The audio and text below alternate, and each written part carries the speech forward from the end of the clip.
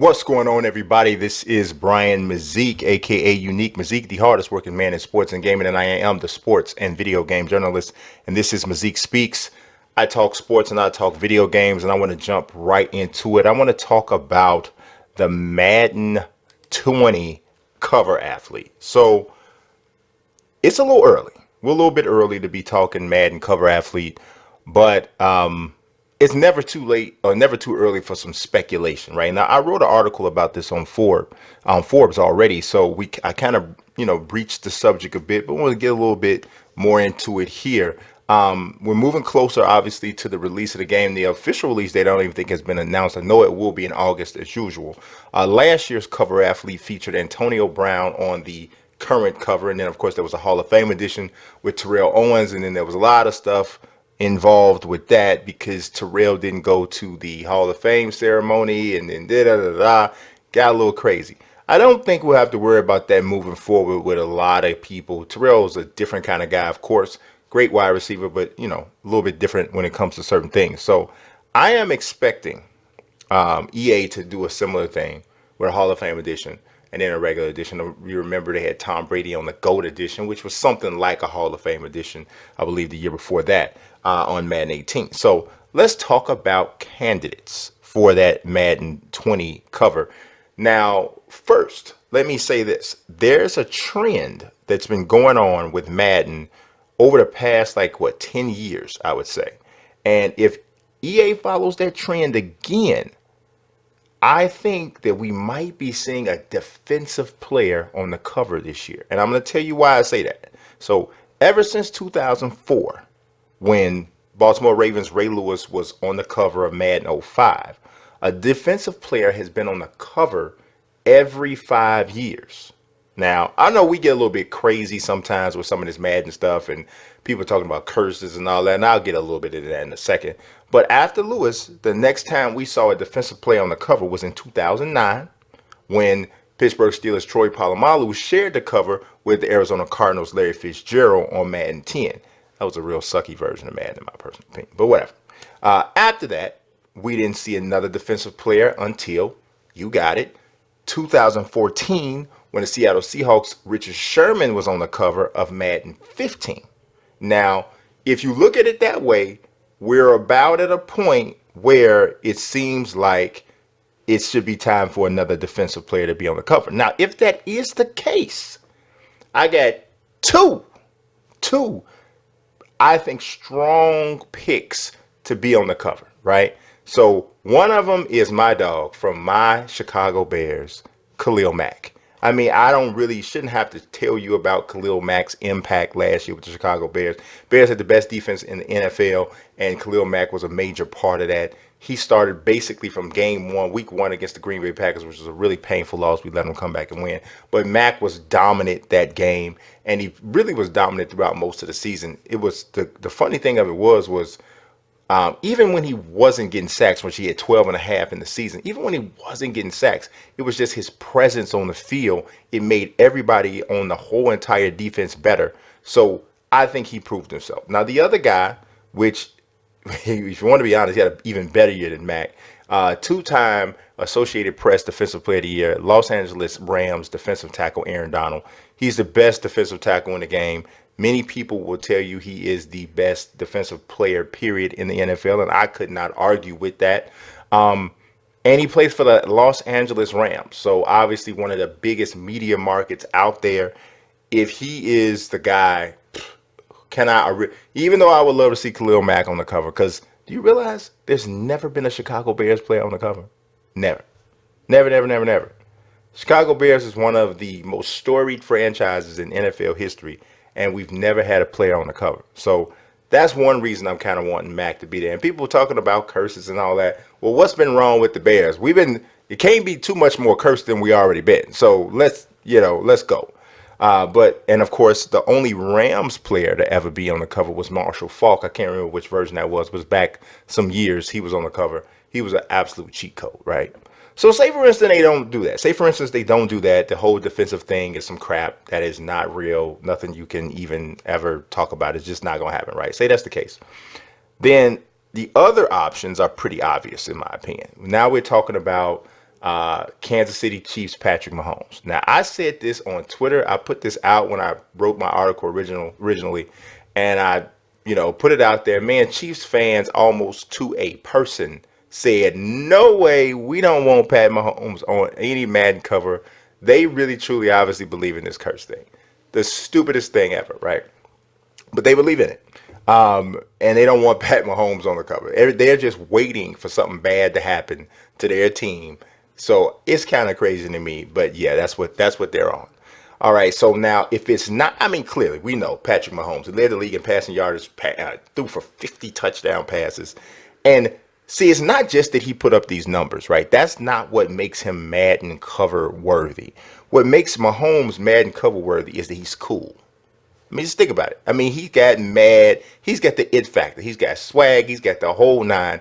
He's like the rookie point guard, even though he wasn't a rookie, second year play. He's like the rookie point guard that comes into the NBA and he's dunking on guys. He's crossing people over, breaking their ankles. He's like the football equivalent to that, right? So he's got that cool factor that's going to make young people want to come play, watch the game because Patrick Mahomes does cool stuff on the field. And I don't think you could think of a better person to be a cover athlete than somebody who has that kind of magnetism going on about him, and that's what he is.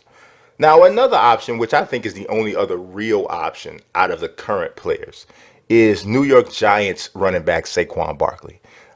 He had a great season, great rookie season for the Giants last year. Rushed for over 1,000 yards. What did he catch? Like some crazy, like 90 passes. It was ridiculous. Maybe it wasn't 90, but he caught a lot of passes last year. Showed himself to be a complete back.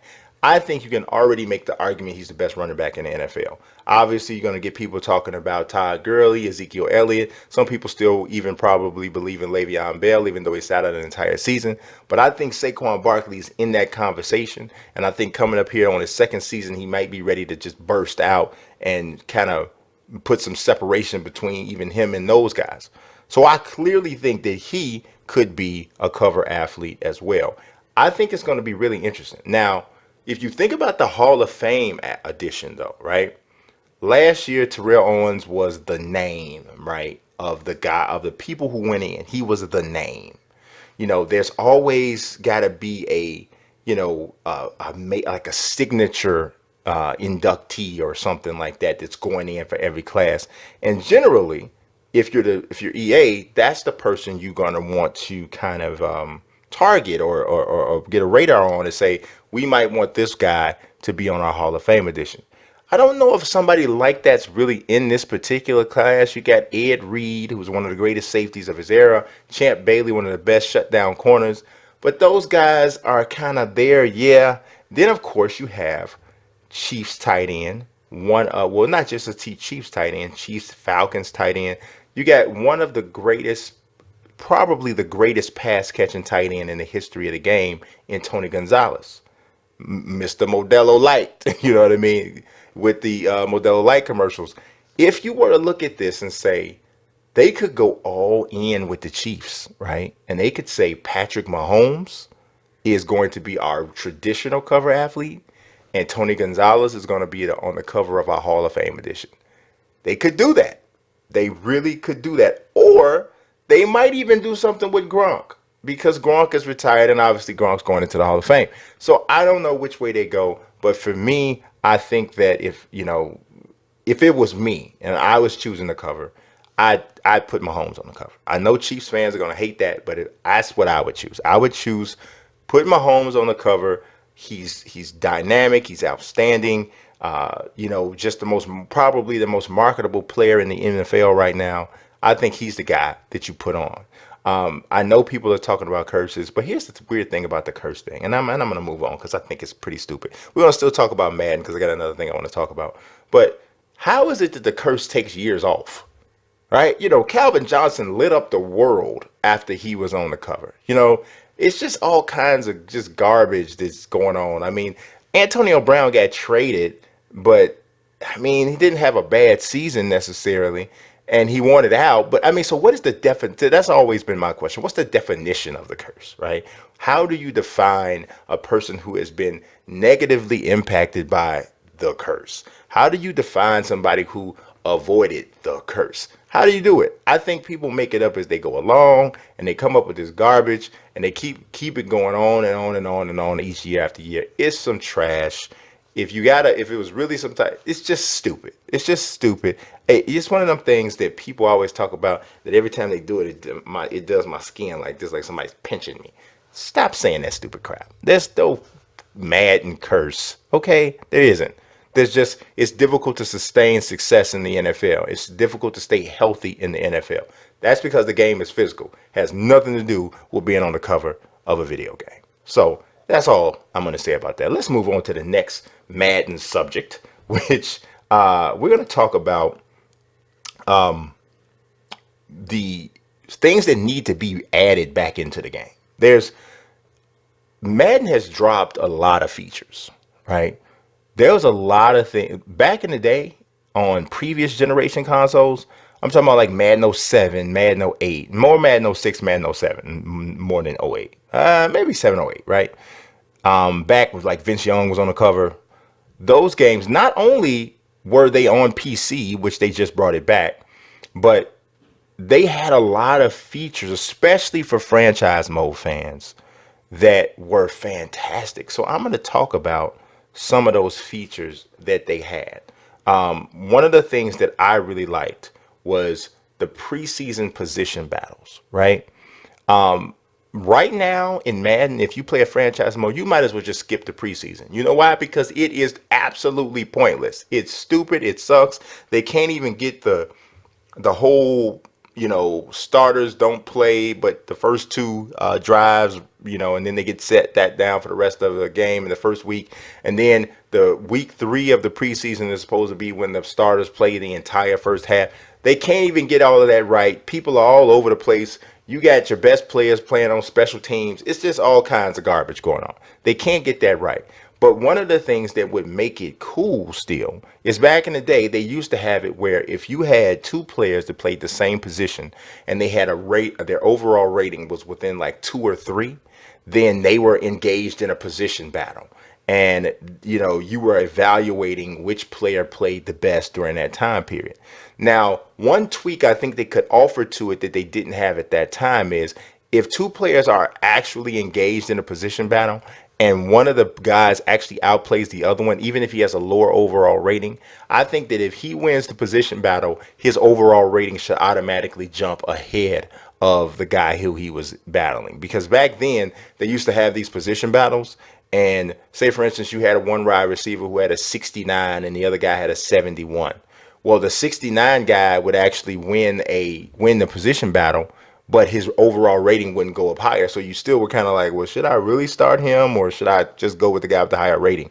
So I think the first part of it was right, but the result could have been done even better that made the actual position battle matter. And I thought that would have been really awesome. So that's one thing that I think that should come back. Another thing I think should come back is the creative team feature.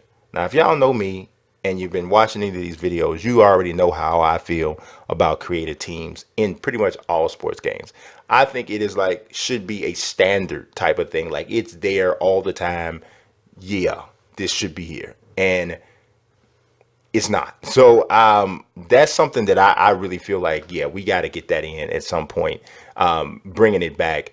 I don't know what happened. I don't know why we got to a place where, it's just, it almost feels like I don't know. I want to say that the NFL doesn't really want you to have like full control of these teams. I've been led to believe that from talking to EA before, but there was a guy, I'm trying to remember his name. He did a really awesome video. It was like something like some Soda Sports or something to that effect. He did a really awesome video about things that the NFL, what the NFL will and won't allow EA to have in the game. And they did an interview with Rex Dixon, the former creative director, and he pretty much started talking like, hey, a lot of that stuff that EA was saying, or leading us to believe about what could and couldn't be in the game, a lot of that wasn't true necessarily. Maybe it was just EA not wanting to devote the right amount of attention to I believe it's Soft Drink Sports or something to that effect, is the guy who did the video. Maybe they just didn't want to devote what they needed to devote to actually put that out. With things like the create a team and all of those different features and relocation and that sort of thing. So I don't know. Was EA hiding behind the NFL shield? I don't know if they were or not, but I do know that we need create a team in the league, in the game, to really, really bring our franchise modes to life. I think that's something that's essential. The best franchise mode in sports video games right now has that. It is My League for NBA 2K. I mean, if you compare what 2K has done with My League and My GM, and you compare it to Madden's franchise mode, and to be totally honest with you, anybody's franchise mode, it pretty much pales in comparison. So Madden needs to step up their game, because their franchise mode community is really strong. Like, I know we're at a place with sports gaming where most people kind of lean towards going with the online modes more, and online head-to-head and collector modes. But the Madden community still really, really loves franchise mode. And I think that EA owes it to them to deliver to them the best franchise mode. And the create a team is one part of that.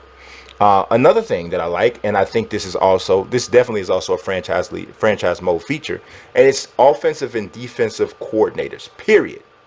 And that's not even just a franchise mode feature. This is a MUT feature. This is an exhibition online feature. It's all of that. Offensive and defensive coordinators are that's important. That's important, and it should impact the game, right? It should impact player development. It should impact the performances of these players. We already have this scheme match, right? We already have that. So now, what if we take that and drill down another layer, right? And now you have these offensive and defensive coordinator situations where, if you have a Kevin Gilbride, or you have a Dom Capers, or you have a Mike Martz type situation, or whatever this scheme is that you have, let's not put the scheme entirely on the coach. Let's put the coordinator in there. And now if you have this, it should be like a perfect triangle, right? So you should have the head coach and his philosophy, and then you have the coordinators and their philosophies. And if everything aligns properly, then now you realize, oh, okay, I actually have the perfect triangle. My coach is on board with my head coach is right along aligned with the offensive coordinator, and the head coach is aligned also with the defensive coordinator. That right there, and that affects how my team performs. That's the perfect way to do it. But right now we don't have offensive and defensive coordinators involved at all, and that is not the way that it should be at all. All right, let's go into the next thing that I would like to see in Madden, older feature to come back. And that is the players retiring and then becoming coaches and coordinators. That was so awesome. Like, I remember back in the day I was playing, I think I had like the Denver Broncos or something. And I remember Bill Romanowski retired, and then shortly after that, he became a defensive coordinator. Same thing happened with Ty Law. And I played so many seasons that we saw the same thing happen with Ray Lewis. It was crazy good. It was crazy good. And I have no idea why they took that out. It doesn't make any sense to me.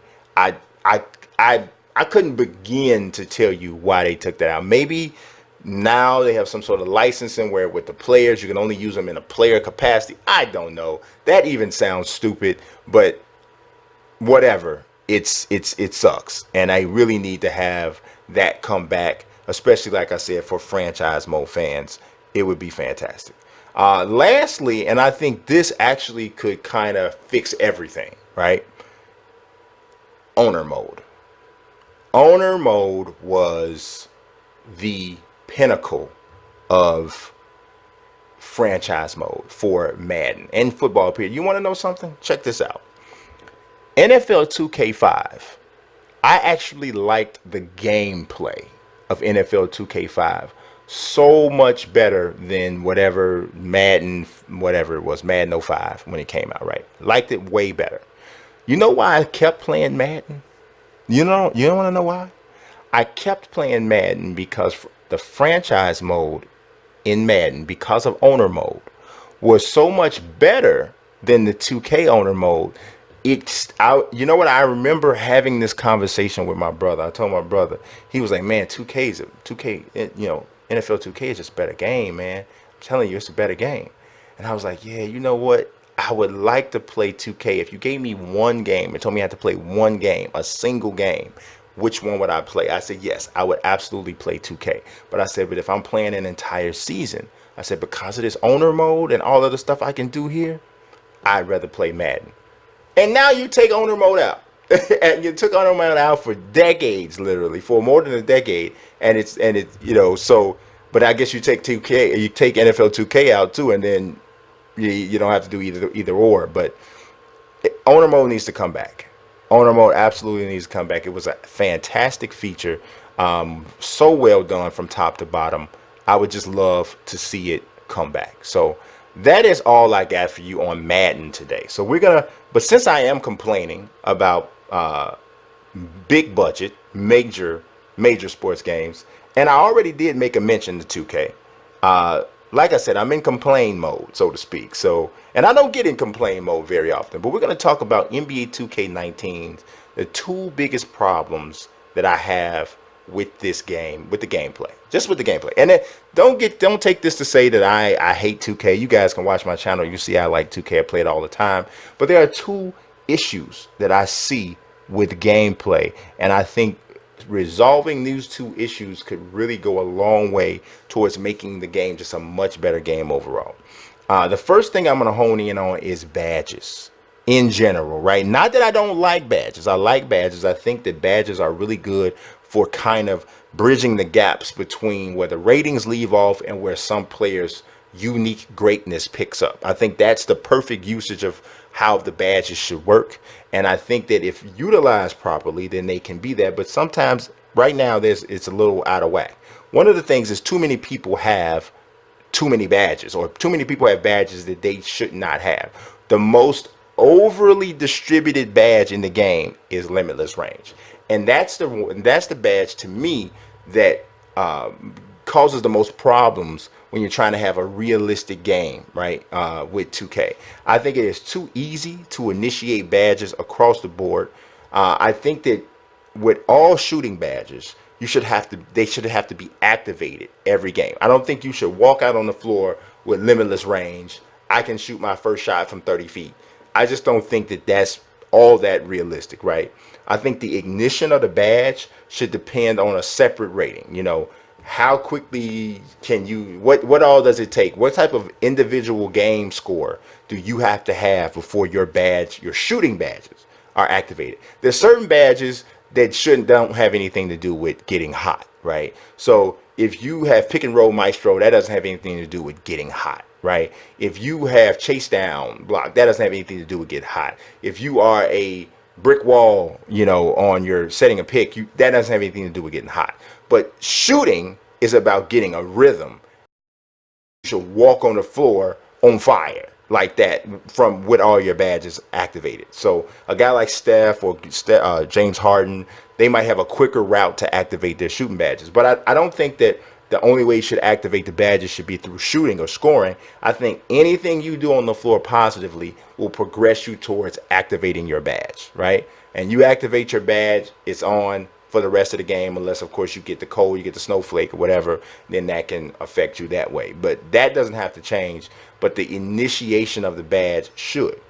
Takeover as well, I think, should have to have an activation. So it's a level to it, it's a layer, right? So takeover should be an accentuation of the badge you already have. So now you got this limitless range, or you got deep range dead eye activated, okay, but there's another level to it, and now it's takeover. And that right there would truly have players playing like, okay, this dude is completely in takeover mode for however long it lasts. Now, of course, if you're talking about activating the badge, now you have to start to think about, all right, well, people play different, minute quarters. Some people play 6, some people play 9, whatever. You have to tweak that. The activation of the badge and the activation of takeover has to be tweaked according to the amount of minutes that you played per quarter. But I think that conceptually, this all makes the game more realistic. It's just, It's just something that I think really needs to take place. The roster that I'm working on right now, the Ultimate Legends roster, I have really dialed it back with these badges, and really going based off statistics and other things that I can find before allocating these badges. And I've been really, really picky about which players I give limitless range. I need to see some real visual proof or some statistical proof that they're supposed to have it.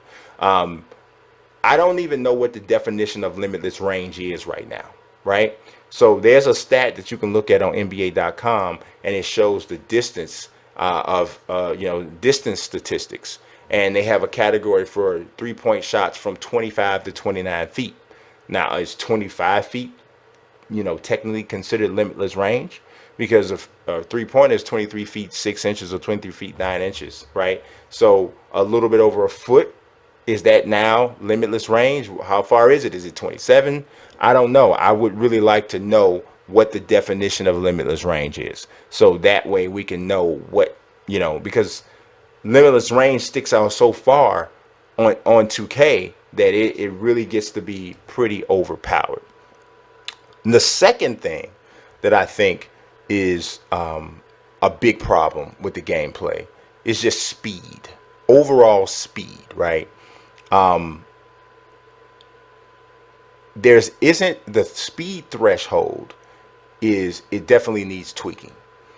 You can easily take advantage of a mismatch down low if you have a smaller player who is weaker and you have a big. So that mismatch is easy to take advantage, is easy to use or to utilize.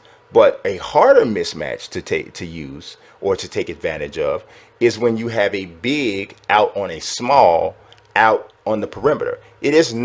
It's very difficult to leave a slower defender or a defender who's supposed to be slower, because 2K automatically, it kind of has an inadvertent speed up function or something where the big is able to stay stride for stride with a point guard or with a smaller player who's supposed to be faster.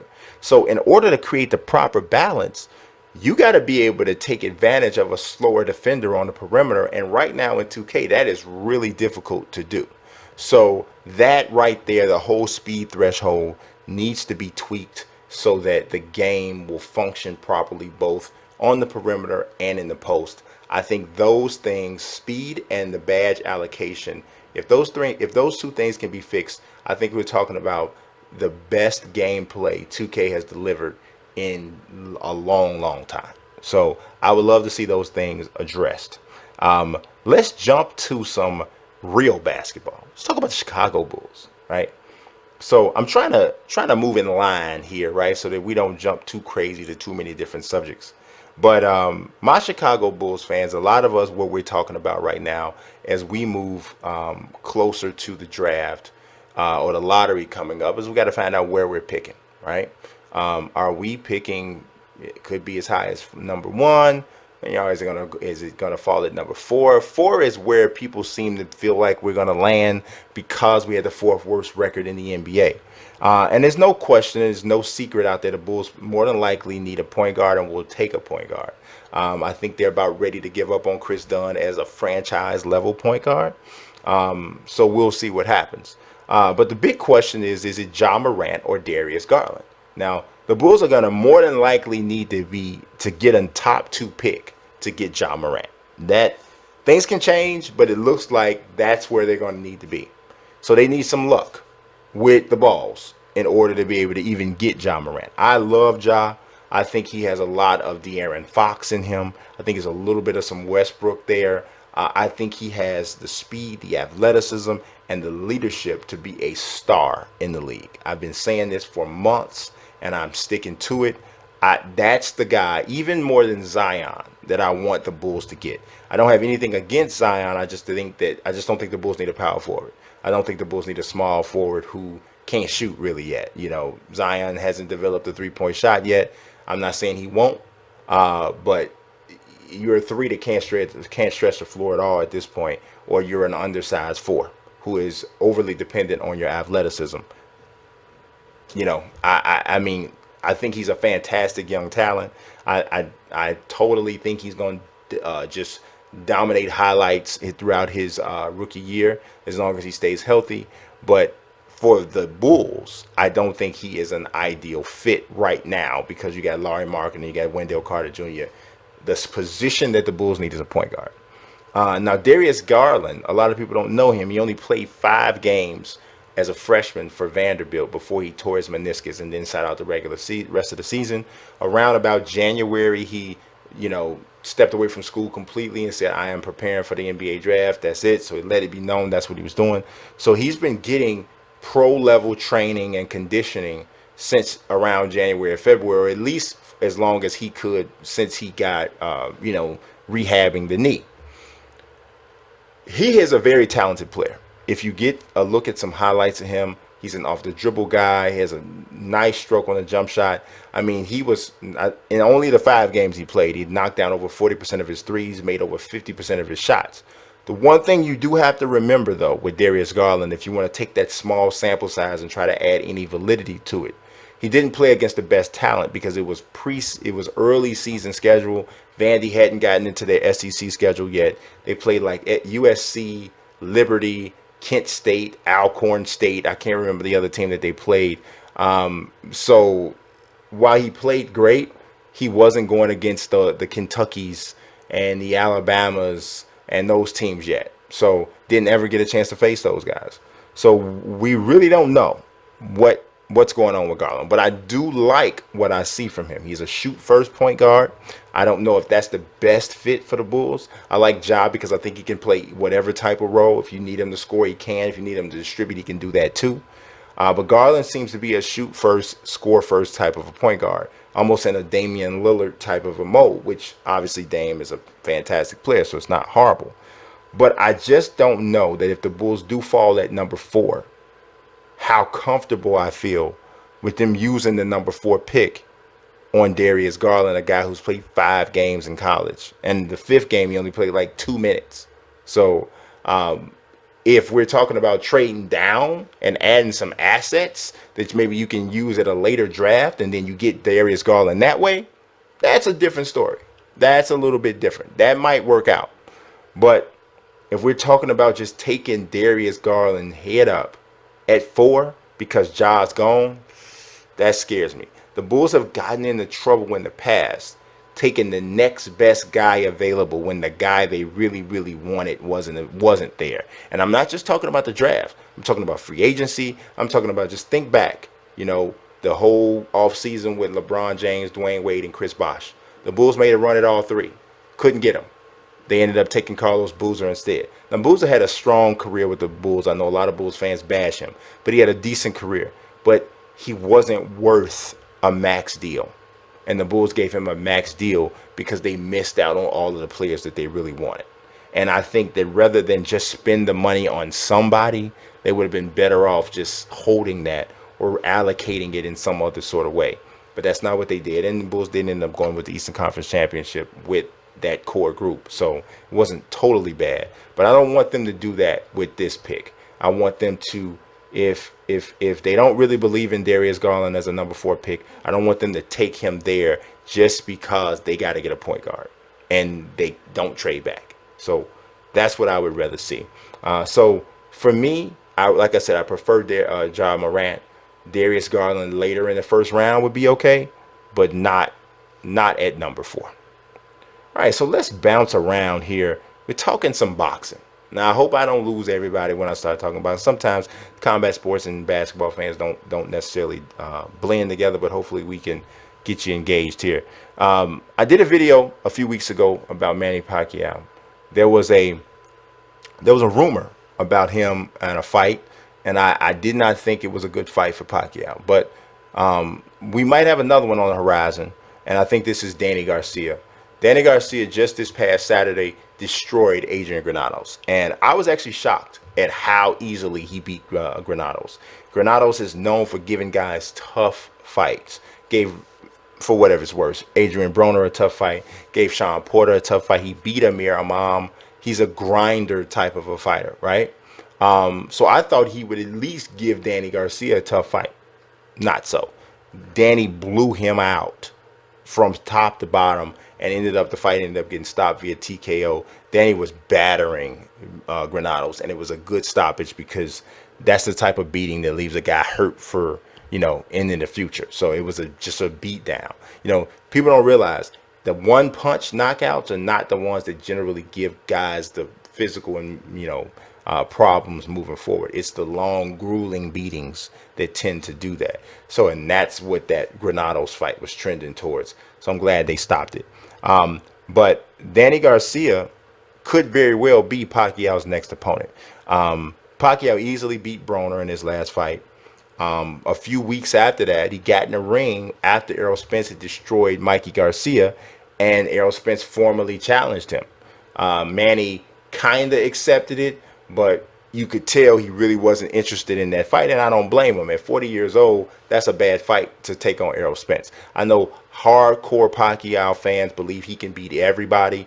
I love Pacquiao, but I'm a realist. I have to be realistic. I cover the sport. I've covered it for over 10 years. I've followed it for over 30. Everybody has a limitation. There's no Superman out here, right? And Pacquiao's 40 years old. And at 40, you shouldn't be fighting the elite level guys who are 12 years younger than you. There's very few people who are able to do that successfully. Pacquiao, in my opinion, has earned the right to get the biggest paydays he can get right now. Taking the path of least resistance, in my opinion. I think a Mayweather fight is great for him, obviously, but he's not going to get hurt. Even if he loses, he's not going to get hurt because Mayweather's not punching in that way. And they're also around the same age, so it would make sense. But we're talking about Spence, 28, 29 years old, in the physical peak of his career, looking great in the ring. I don't like that fight for Pacquiao. I don't like the fight for Thurman, which was teased. They talked about there was talks already ongoing for that. That was the subject of my video. I did not think that that's a great fight for Pacquiao. Thurman seems to be a little bit more vulnerable than Spence, but he's still much younger, bigger. He has super fast hands. What Pacquiao does too. But Thurman thumps a little bit harder than Pacquiao at this stage in their career. You got to think, Pacquiao's KO percentage has dropped significantly since he finished Miguel Cotto in, what was it, like 2009, 2010. Pacquiao has one stoppage victory, I believe it is, in that time period.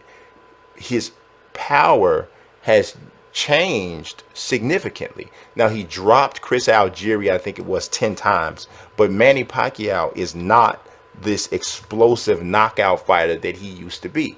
If you doubt it, I'm telling you, just do a search for Manny Pacquiao, go and look at BoxRec, and you'll see what I'm talking about. If you look at the last knockouts that he's had in his career, and I'm gonna go over it for you right now, so you'll see what I'm saying. They're fewer and further between. They really are fewer and further between. He has 39 knockouts in his career. I remember when there was a time when Pacquiao's wins and knockouts were almost hand in hand, right? He's not knocking guys out. His last knockout was in July of 2018 against Lucas Matisse. If you saw that fight, then you already know Matisse looked like he looked like trash in that fight. I just want to make you know. And Pacquiao fought fine, so it wasn't not taking anything away from Pacquiao, but he didn't look like he was fighting top level Lucas Matisse. So Pacquiao stopped Miguel Cotto in November of 2009. After that, he did not get another stoppage victory until July of 2018, when he stopped what I think is a shop-worn Lucas Matisse. Okay, so from a power standpoint, I don't think Pacquiao is an elite knockout fighter anymore. Now, he's still a very good boxer. He's still a very active, quick, and athletic boxer fighter. Still I would call him a boxer puncher still. But he doesn't have the one-hit bang pop that he used to have. And I would give Keith Thurman an edge when it comes to punching power right now, at this point in their careers, and at this size. Because you have to remember, welterweight is not Manny Pacquiao's natural weight class. he's been able to compete at 147 because of his absolute greatness as a fighter, but it's not his natural weight class. So I don't like these fights for him, but I do like the Danny Garcia fight much better. Now Garcia can crack. Garcia has a nasty left hook, and he just has heavy hands. Period. But Garcia has always had problems with movement, with speed, and guys who can put together quick and fast combinations. And that is something that Pacquiao can still do. And I think that he can give Danny Garcia some problems with that type of style. Also, he's a southpaw. He can be awkward. I do think Garcia has a chance, though, with a counter left hook and that sort of thing. So I think it could be a good fight, but I think it's still a much better fight for Pacquiao than some of these other fights that we've been hearing about with him. So that's the fight I would like to see him have. All right, so we're almost just about at the end here, but you saw the name of the video, and so you knew it was in here. We got some Mortal Kombat 11 gameplay. Just got a hold of this game. I haven't even played it. So you are about to see my first ever match, period.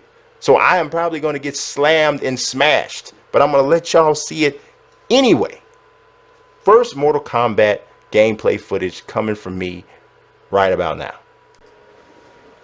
All right now, unfortunately, for some reason, I'm not sure why, but the game did just come out. So you're watching this. The game came out literally 34 minutes ago, so I had already had it pre-downloaded. But the servers are not on. So I can't play online. I thought I was going to be able to play online, but I cannot. So let's look at some of these characters we got here. I did pre-order, so I got Shao Kahn. That is, I don't know why I don't have Frost, because I do have the okay, I gotta unlock Frost by completing chapter 4 or purchasing her in the PlayStation Store. I've already bought everything I'm going to buy, so she's definitely there.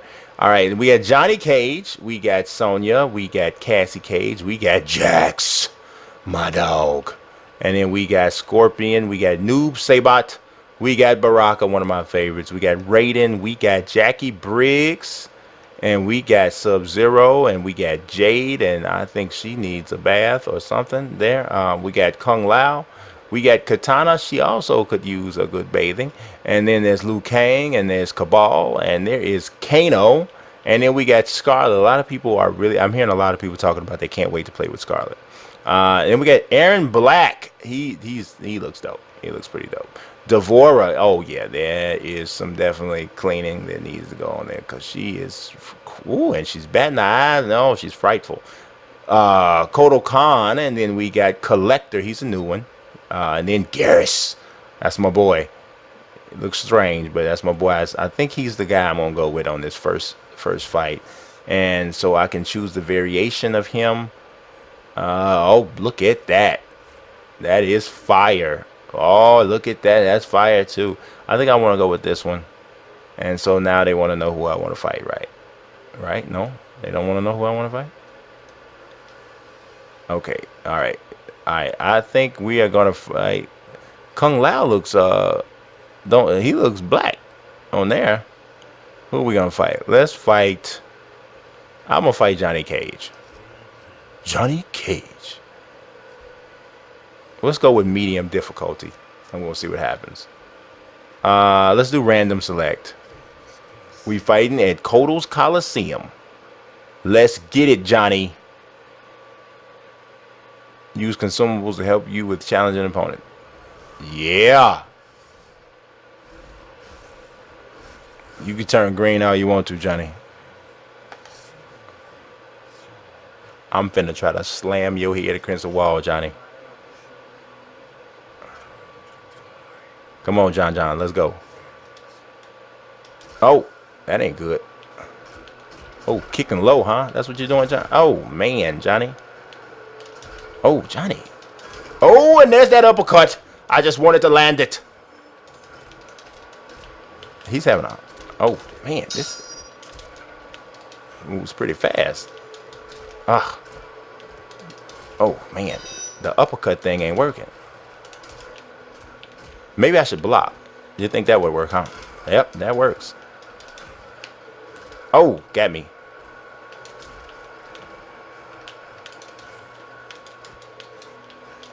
Oh.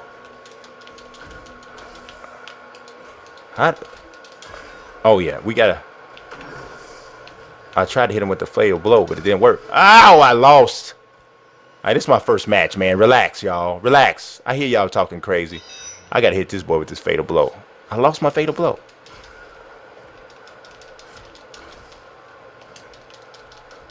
Bang! Clothesline. Oh! Oh, I love it. Ah! Oh, yeah, Johnny, now what? Now what, John? Oh, wait a minute. Hold on, John. Relax, bro. I didn't mean it. I didn't mean it, John. I didn't mean it, Johnny. Yes, I did. Take that, John. Did I just switch southpaw on this boy? Oh. Oh, yeah. Oh, yeah, that ain't gonna work out good, is it, Johnny? That ain't gonna work out good, is it, Johnny?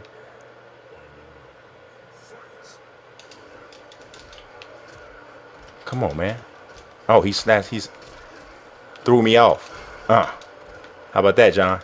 Oh. Oh, man. Bang! Put the hammer down on him. Oh, I should have hit that. You know what I did notice, though? It feels like to me that the uppercut doesn't have the same reach as it used to have. Which I'm not mad at that, but... Oh. Oh, Johnny, no. Oh, yeah, Johnny. Fatal blow. Oh, Johnny. Oh, yeah, Johnny. But what about that, Johnny? But what did you know that was gonna happen, John? Huh? Don't try to do your fatal blow. I ain't gonna like it if you do it. But what about that, Johnny? Oh. Oh, block, Johnny, block. I mean, block. Oh, I don't know any.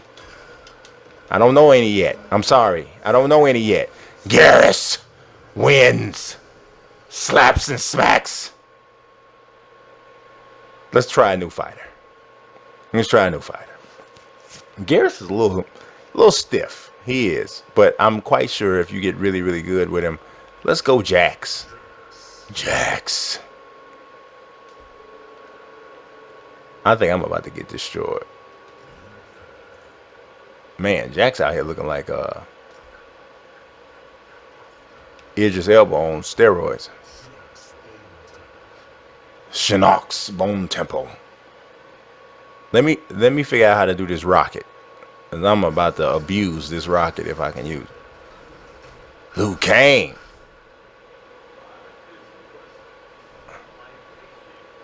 Why does Liu Kang look like death, though? I'm sure we'll find out. Oh, yeah. That's all I needed. Oh. Oh. He about to get his... Oh, wait a minute now.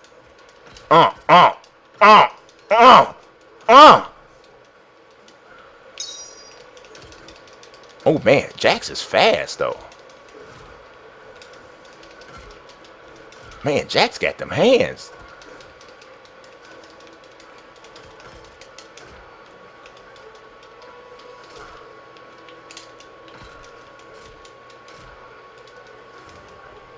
I'm trying to...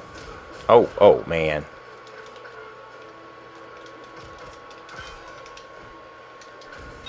Oh, nice counter. Oh. Ah! I lose the first round every time. It looks like. Come on, Jax. Come on, Jax. Come on, Craig. Come on, Craig.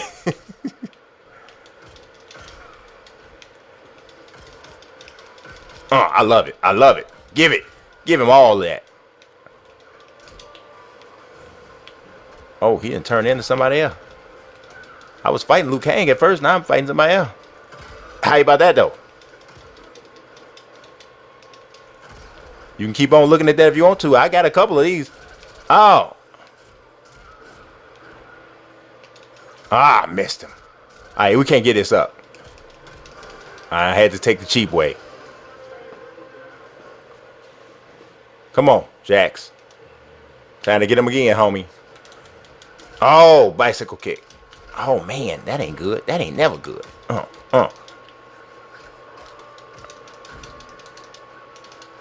Pacquiao, get off me. Woo, woo. Pacquiao. I love it. Woo, woo. Pacquiao. Eat him. Eat it. Woo, uppercut city. Ooh, I wanted that. Trying to develop me a little combo, but it ain't working right now. Oh. I just shoot him, forget it. We win. I won both fights, baby. I know it was on medium, but I won both fights. What else can you say? Don't ask me for nothing else. I'm a winner. That's all I got for you guys today on this first episode of Mazique Speaks. I appreciate you watching as always. Make sure you leave a like, subscribe, and also don't forget to watch me on @MeBro Show with my co-host Nelson Blake II. The link is in the description.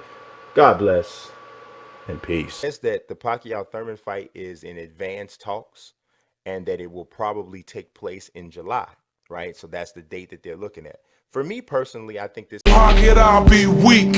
I'm very unique.